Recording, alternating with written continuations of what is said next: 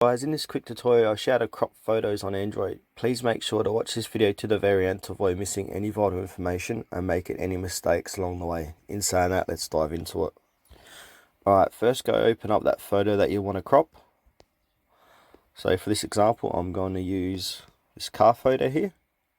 And to crop it, you simply click on the pencil icon, should be bottom left hand corner of your screen. And this will bring up more editing options. And then on the corners of this photo, just drag this in to where you want it to be cropped at. So I'm going to crop it like that. And then once done, click on save. And now this has cropped the photo to where I want it to be cropped at.